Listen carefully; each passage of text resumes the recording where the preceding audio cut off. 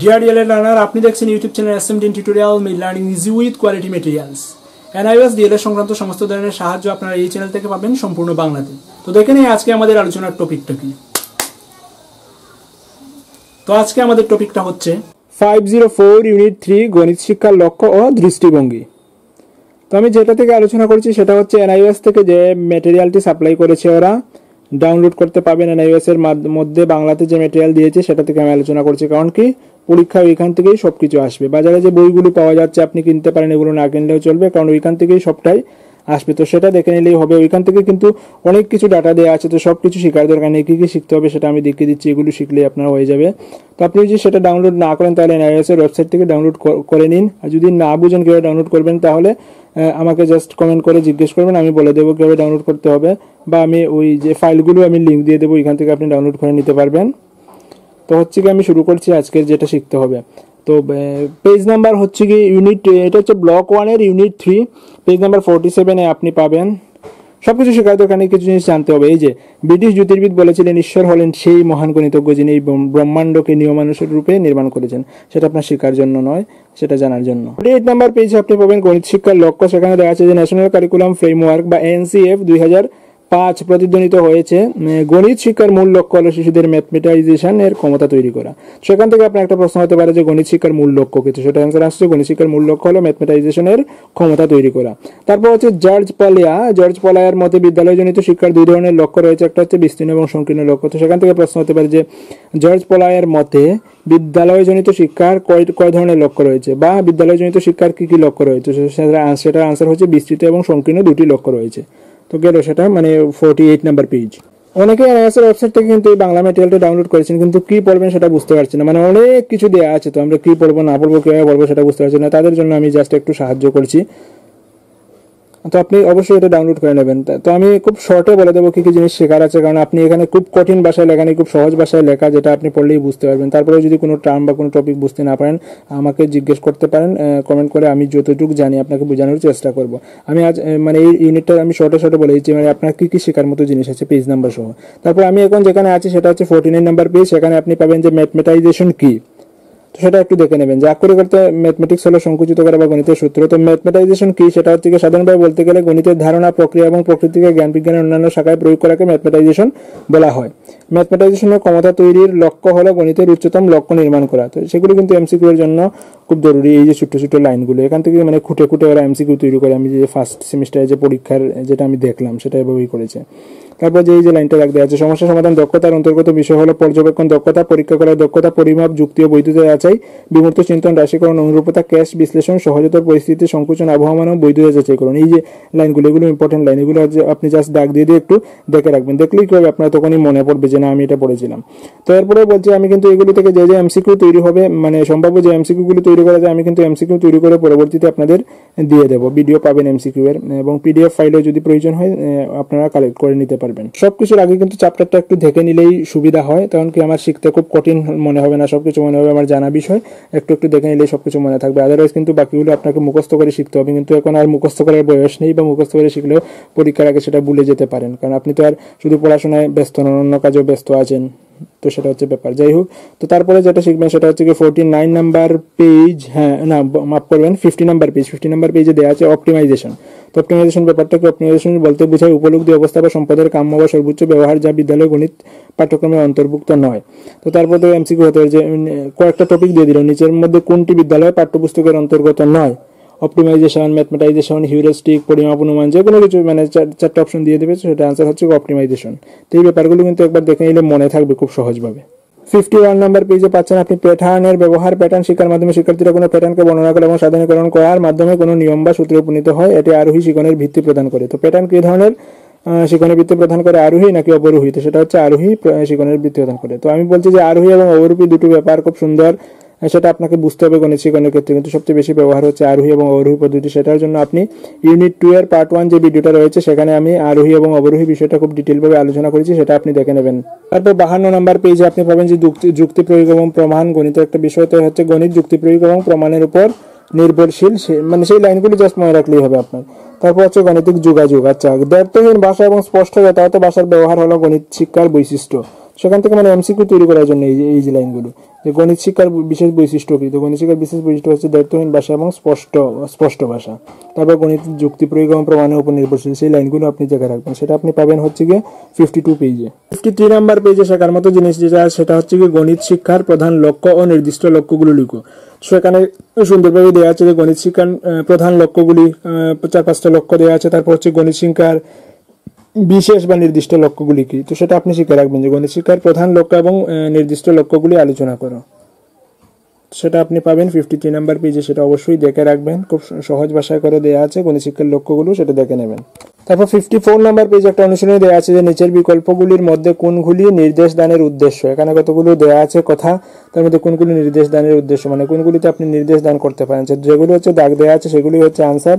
নির্দেশ দানের মানে হচ্ছে গিয়ে যে দৈনন্দিন জীবনে সমস্যার 2 অঙ্কের সংখ্যার যোগফল পদ্ধতি প্রয়োগ করা, সেখানে আপনি নির্দেশ দান করতে পারেন। বিভিন্ন মুদ্রার সঙ্গে পরিচিতি এবং বোধগম্যতা অর্জন, উপযুক্ত সংকেতের মাধ্যমে প্রকাশ করা। 15 10-এর চেয়ে 5 বেশি, সেটা বললেন যে আপনি উপযুক্ত সংকেতের মাধ্যমে প্রকাশ করো। তো 15 greater than 10 লিখলো, বা 15 greater than 5 লিখলো, বা 15 is equal to 10 plus 5, এই যে ব্যাপারটা, এখানে আপনি কিন্তু মানে নির্দেশ দান করতে পারেন স্টুডেন্টদের, সেই ব্যাপারটা। সেটা আনসারও কিন্তু চিন্তা নেই, আপনি 65 নাম্বার পেজে, ম্যাটেরিয়াল 65 নাম্বার পেজে কিন্তু সেগুলোর আনসার সুন্দরভাবে দেওয়া আছে, পেয়ে যাবেন। তো এই যে বিষয়গুলো আপনি দেখে নিলেই ভালো। সেটা আমি দেখাচ্ছি হচ্ছে 54 নাম্বার পেজ থেকে। তারপর আছে 55 নাম্বার পেজে। 55 নাম্বার পেজে রয়েছে যে বিদ্যালয়ে গণিত শিক্ষার দৃষ্টিভঙ্গি, সেটা দেখে নেবেন। তারপর আমরা পাবো যে হচ্ছে গিয়ে জাতীয় শিক্ষানীতি 1986-তে বলা হয়েছে গণিত শিক্ষাকে শিশুর প্রশিক্ষণ, চিন্তন, যুক্তিপ্রধান, বিশ্লেষণ এবং যুক্তিপূর্ণভাবে স্পষ্ট উচ্চারণ শেখানোর মাধ্যম হিসাবে দেখতে হবে। জাতীয় পাঠ্যক্রম 2005 এই ধারণাকেই সঞ্চালন করা হয়েছে, যেখানে বলা হয়েছে অনুসন্ধান, অন্বেষণ, প্রশ্নকরণ, আলোচনা এবং প্রয়োগ, প্রতিফলন, গাণিতিক তত্ত্ব নির্মাণ ও ধারণা গঠনে নেতৃত্ব দেয়। এই বিষয়গুলো দেখে রাখবেন একটু। তারপর আছে যদি বিদ্যালয়ে গণিত শিক্ষার দৃষ্টিভঙ্গি কি, তো সেটা হচ্ছে গিয়ে এখান থেকে প্রশ্ন হতে পারে যে বিদ্যালয়ে গণিত শিক্ষার দৃষ্টিভঙ্গি আলোচনা করুন। তো সেটা আপনি পাবেন 55 এবং 56 নাম্বার পেজে। 56 পেজে ডিটেইলভাবে আলোচনা করেছে রাজ্য গণিত শিক্ষার দৃষ্টিভঙ্গিগুলি, যেমন হচ্ছে শিশুরা গণিতকে আনন্দ সহকারে শিখবে, সেই ব্যাপারে লেখা আছে। শিশুরা গুরুত্বপূর্ণ গণিত শিখতে পারবে, শিশুরা অর্থপূর্ণভাবে সমস্যা সমাধান করতে পারবে। তারপর হচ্ছে শিশুরা গণিতের মূল গঠন বুঝতে শিখবে বা শেখে, এইসব ব্যাপার। তো সেটা হচ্ছে কি গণিত শিক্ষার, বিদ্যালয়ে গণিত শিক্ষার মূল দৃষ্টিভঙ্গিগুলি কি কি, সেটা আপনি 56 নাম্বার পেজ থেকে একটু জাস্ট পড়ে নেবেন, তাহলেই হয়ে যাবে। তারপর যেটা টপিক দেওয়া আছে শিশু এবং গণিত শিক্ষা। 57 নাম্বার পেজে রয়েছে গণিত শিক্ষণ এবং শিক্ষণের সমস্যা। সেখান থেকে প্রশ্ন হতে পারে আপনার যে বিদ্যালয়ে গণিত শিক্ষণের সমস্যাগুলি কি কি। সেটা আমরা সবাই জানি, যারা গণিত পড়াই ক্লাসে তারা সবাই নিশ্চয়ই জানেন যে গণিত শিক্ষণের সমস্যাগুলো কি কি। তারপরে একটু দেখে নেবেন, জাস্ট এগুলো দেখে নিলে হবে, মানে শিখতে হবে না, আপনার তো জানাই আছে ব্যাপারটা, জাস্ট দেখে নেবেন। তো হচ্ছে কি ভয় এবং ব্যর্থতা, তো সেটা জানেন যে গণিতের ব্যাপারে সবারই একটু স্টুডেন্টের বিশেষ করে ভয় থাকে। তারপর হচ্ছে নিরাশাব্যঞ্জক পাঠ্যক্রম, সেটা একটা ব্যাপার। স্থূলমানাঙ্কন, তারপর হচ্ছে অপর্যাপ্ত শিক্ষণ সহায়ক উপকরণ। 57 নাম্বার পেজে যেটা আছে সেটা হচ্ছে বিদ্যালয়ে গণিত শিক্ষণের সমস্যাগুলি কি কি, সেটা আনসার ওইখানে পাবেন, আপনি ওইটা দেখে নেবেন। সেটা হচ্ছে ভয় ও ব্যর্থতা, নিরাশাব্যঞ্জক পাঠ্যক্রম, স্থূলমানাঙ্কন, তারপর হচ্ছে অপর্যাপ্ত শিক্ষণ সহায়ক উপকরণ ও শিক্ষকের অপর্যাপ্ত প্রস্তুতি, এইসব ব্যাপার হচ্ছে বিদ্যালয়ে গণিত শিক্ষণের মূল সমস্যা। সেটা আমরা সবাই জানি, যারা ক্লাসে আপনারা গণিত পড়ান তো সেটা নিশ্চয়ই সবাই জানেন। তো সেটা শিখতে হবে না, জাস্ট দেখে নিলেই হবে, আপনি ঠিকঠাক লিখতেই পারবেন। তো ভয় এবং ব্যর্থতা, সেটা জানি যে গণিত সম্বন্ধে সব স্টুডেন্টেরই একটু ভয় থাকে এবং করতে গেলে ব্যর্থ হয়ে যায়, সেখান থেকে কিন্তু গণিত শিক্ষণে একটু সমস্যা হয়। নিরাশাব্যঞ্জক পাঠ্যক্রমের, সেটাও ঠিক। গণিত বিষয়টা কি মানে অন্যদের মতো আকর্ষণীয় উপস্থাপন করা যায় না, সে একটা ব্যাপার। তারপর কি তারা তো বুঝবে যে আমার কতটা প্রশ্ন শিখতে হবে, সে একটা ব্যাপার। যে দেখবে বাংলাতে আমার 5টা প্রশ্ন শিখলে হচ্ছে চ্যাপ্টার থেকে, কিন্তু গণিতের ক্ষেত্রে দেখবে এই চ্যাপ্টারে না, একই রকম খুব সহজ বুঝে গেলে কিন্তু সবটি করতে হবে। তারপরে বলবে বা এখানে আমাদের 40টা প্রশ্ন রয়েছে, সে একটা ব্যাপার। তারপর হচ্ছে স্থূলমানাঙ্কন। স্থূলমানাঙ্কন মানে কি, আপনি যেটা সলভ করে দিলেন সেটা হয়তো কি আমরা সমস্যা সমাধান পদ্ধতিতে ম্যাক্সিমাম গণিত করি, তো সেখানে স্টুডেন্টরা কি করবে, জাস্ট ওইটার সমাধানটা শিখে নেবে। যেহেতু পরীক্ষা আসবে 2 + 6 কত, সে ঠিক 8 লিখতে পারবে। কিন্তু আপনি যে এইভাবে দেন যে গ্যাপ দিয়ে দিলেন প্লাস ইকুয়াল টু 8 দিলেন, যে এই যে উদাহরণটা দেখিতে দুটো সংখ্যা যোগ করলে 8 হবে, 8 দিয়ে দিলেন, ওইখানে কত হবে কত, সেটা কিন্তু ওরা খুঁজে বের করতে পারবে না, সেটা একটা ব্যাপার। সেটা কারণ কি, সে মুখস্থ করে নেয়, সেটা একটা ব্যাপার। এটা হচ্ছে স্থূলমানাঙ্কন। আর তারপর অপর্যাপ্ত শিক্ষণ সহায়ক উপকরণ, সেটাও ঠিক যে শিক্ষণ সহায়ক উপকরণ অন্যান্য সাবজেক্টের মতো গণিতে আমরা খুব বেশি ব্যবহার করার সুযোগ পাই না, করতে পারি না, সেটা শিক্ষকের অপর্যাপ্ত প্রস্তুতি, সেটাও ঠিক। যে বাচ্চাদের পড়ানো কিন্তু খুব কি বলবো, নিয়ম মেনে পড়াতে হয়, নাহলে কিন্তু ওরা বুঝবে না। তো আমরা কি করি, আমরা এই যোগ করাবো তো, আর এখানে আমার কিছু দেখার দরকার নেই, জাস্ট গিয়ে একটা যোগ দিয়ে দিলাম, কিন্তু ইন্টারেস্টিং হলো না, তাহলে শিক্ষকরা মানে ছাত্ররা সেটা শিখতে পারবে না, সেখান থেকে কিন্তু গণিত শিক্ষণের সমস্যা সৃষ্টি হয়। হচ্ছে শিক্ষণ ও শিক্ষণ প্রক্রিয়া, তারপর হচ্ছে আগ্রহের অভাব।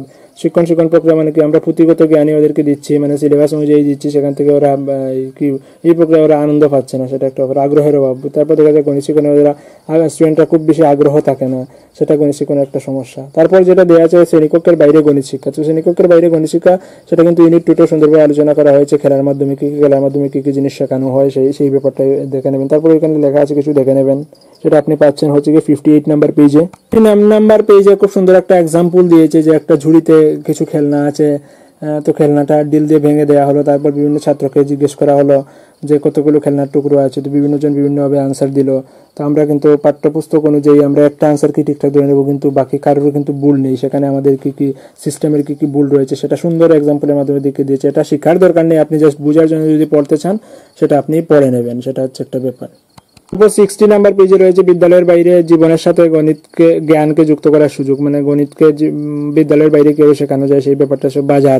বাজার একটা মাধ্যম, সেখানে শিখতে পারে, কিভাবে শিখতে পারে সেটা ডিটেল এখানে দেওয়া আছে, আপনি দেখে নেবেন। তারপর হচ্ছে বাগান, তারপর রয়েছে বাস্তব জীবন, তারপর রয়েছে নকশা তৈরি করা, তারপর রয়েছে উৎসব, তারপর রয়েছে খেলার মাঠ।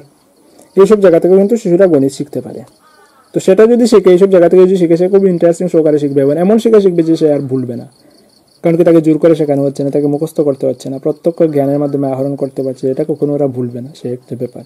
তারপর খুব দরকারি এবং গুরুত্বপূর্ণ জিনিস সেটা হচ্ছে কিভাবে গণিত শিক্ষণকে আনন্দদায়ক করা যায়, সেটা আপনি 61 নাম্বার পেজে শুরু হয়েছে, 61, 62 পেজের মধ্যে সুন্দরভাবে দেওয়া আছে কিভাবে গণিতকে আকর্ষণ মানে আনন্দদায়ক করা যায়। আনন্দদায়ক গণিত যদি আমরা শিশুদেরকে দিতে পারি, তাহলে কিন্তু ওরা গণিত শেখার ক্ষেত্রে ইন্টারেস্টেড হবে, আদারওয়াইজ ওরা ইন্টারেস্ট হারিয়ে ফেলবে। সেটা দেখে নেবেন, আপনি দেখে নেবেন এবং শিখে নেবেন, 61, 62 পেজে পাবেন। তারপর 62 নাম্বার পেজে একটা দেওয়া আছে, একটা মানে ত্রিভুজ দেওয়া আছে, তার মধ্যে একটা মানে চতুর্ভুজ বর্গক্ষেত্র করে সেটাকে আবার কেটে ত্রিভুজ করা হয়েছে। তো কথা হচ্ছে কি, এই শেপের মধ্যে টোটাল কতগুলো ত্রিভুজ আপনি গুনে দেখবেন, সেখানে কি 13টা নাকি 12টা নাকি 10টা না কতটা আছে, আমি গুনে দেখেছিলাম। তো আপনি গুনে দেখবেন কতটা, আমার মনে হয়েছে 13টা। তো আপনি দেখবেন যে এর মধ্যে কতগুলো সমকোণী ত্রিভুজ রয়েছে। তো সমকোণী ত্রিভুজ যে নিশ্চয়ই আপনারা জানেন, যে যার একটা কোণ সমকোণ বা 90 ডিগ্রি, সেটাই হচ্ছে সমকোণী ত্রিভুজ। তো সে কতগুলো সমকোণী ত্রিভুজ সেখানে রয়েছে, আপনি দেখে নেবেন। আচ্ছা, তো আনন্দদায়ক গণিত শিক্ষণ সেটা আমরা পেয়ে গেছি। তারপর ম্যাথমেটাইজেশনের জন্য শিক্ষণ সহায়ক পরিবেশ গঠন গড়ে তোলা, সেই ব্যাপারে এখানে কিছু লেখা আছে, দেখে নেবেন। তারপর 63 নাম্বার পেজে দেওয়া আছে শিক্ষার্থী সহায়ক পরিবেশের জন্য প্রস্তাব সমূহ, মানে ওই যে শিক্ষার্থী সহায়ক আমার বিদ্যালয়ে পরিবেশ গঠন করতে হবে গণিত শিক্ষণের জন্য, তো কিভাবে শিক্ষার্থী সহায়ক পরিবেশ গঠন করতে হবে মানে সেটা বলে দিয়েছে এখানে। শিশুদেরকে জানা, তারপর শিক্ষণ কর্মসূচি, তারপর হচ্ছে শিক্ষণ উপকরণ, তারপর হচ্ছে বিদ্যালয়ের পরিবেশ, তারপর হচ্ছে শিক্ষণের বার্নার, এইসব বিষয়গুলো এখানে আলোচনা করার দরকার নেই, আপনি দেখে নিলেই বুঝবেন, খুব সহজ ভাষায় লেখা আছে, সেটা 63 নাম্বার পেজে পাবেন। ইউনিটটা শেষ পর্যায়ে চলে আসছে, তো দেওয়া আছে বিষয় সংখ্যা, অর্থাৎ পুরো চ্যাপ্টারের মধ্যে কি কি জিনিস আলোচনা করেছে সেটা মানে কি করবো সারমর্ম দিয়ে দিচ্ছি এখানে। সেখানে দেখুন যে একটা কথা আছে, গণিত শিক্ষার উচ্চতর লক্ষ্য হলো শিশুর গাণিতিকভাবে চিন্তাশক্তি এবং যুক্তি প্রদানের ক্ষমতার বিকাশ ঘটানো, সেটা আমরা জেনে গেছি, সেটা দেখে নেবেন। তারপর 65 নম্বর পেজে দেওয়া আছে যে বিদ্যালয় শিক্ষাকে আনন্দদায়ক করার জন্য শ্রেণীকক্ষ তার বাইরের শিক্ষার মধ্যে সীমারেখাকে ভাঙতে হবে শিক্ষক সহায়ক উপকরণ ব্যবহারের দ্বারা। তো সেটা একটা ব্যাপার হচ্ছে কি গণিত মানে বিদ্যালয়ের বাইরে শিশুরা কিভাবে জ্ঞান আহরণ করে সেটা ভিতরে আছে, আমরা আলোচনা করেছি। তারপর হচ্ছে বিদ্যালয় পরিবেশকে শিশু সহায়ক, তারপর হচ্ছে গণিত শিক্ষণের জন্য বিদ্যালয় পরিবেশকে কিভাবে শিক্ষার্থী সহায়ক পরিবেশ হিসেবে গঠন করা যায় সেই ব্যাপারে আলোচনা করা আছে, আপনারা দেখে নেবেন। তো তারপর 66 নাম্বার পেজ যেটা হচ্ছে ওই চ্যাপ্টারের মানে শেষ পেজ, সেখানে মানে অনুশীলনী প্রশ্ন উত্তর দিয়ে প্রশ্ন উত্তর না। তারপর 66 নাম্বার পেজ যেটা এই ইউনিটের লাস্ট পেজ, সেখানে কিছু প্রশ্ন দিয়ে দিয়েছে। ওইখান থেকে কিন্তু যেটা আমার শিখতে হবে সেটা হচ্ছে প্রাথমিক স্তরে গণিত শিক্ষার লক্ষ্যগুলো আলোচনা করুন। এটা খুব সুন্দর একটা প্রশ্ন, শিখে নেবেন। আর ভেতর থেকে যেগুলো আলোচনা করলাম সেগুলো আপনি দেখে নেবেন। তো এতটুকু শিখলে আমার মনে হচ্ছে যে ইউনিট 3 থেকে আর কিছু শেখার দরকার নেই। এখান থেকে যে একটা প্রশ্ন আসবে সেটা আমি পেয়ে যাব অনায়াসে। আর এমসিকিউ যেগুলো হবে এমসিকিউগুলো আমি তৈরি করে দিয়ে দেবো, সেটার জন্য আপনারা চিন্তা করতে হবে না, আপনি জাস্ট দেখতে থাকুন। যদি কোনো সমস্যা থাকে, যদি কোনো কিছু জিজ্ঞাসার থাকে বা কিছু সাজেশন দেওয়ার থাকে, তাহলে অবশ্যই কমেন্ট বক্সে কমেন্ট করবেন। ভালো লাগলে লাইক করবেন, ভালো না লাগলে ডিসলাইক করবেন। আর চ্যানেলটা যদি সাবস্ক্রাইব করে না রাখেন, সাবস্ক্রাইব করে বেল আইকন আলাদা করে রাখবেন, তাহলে আপনি কোনো ভিডিও মিস করবেন না।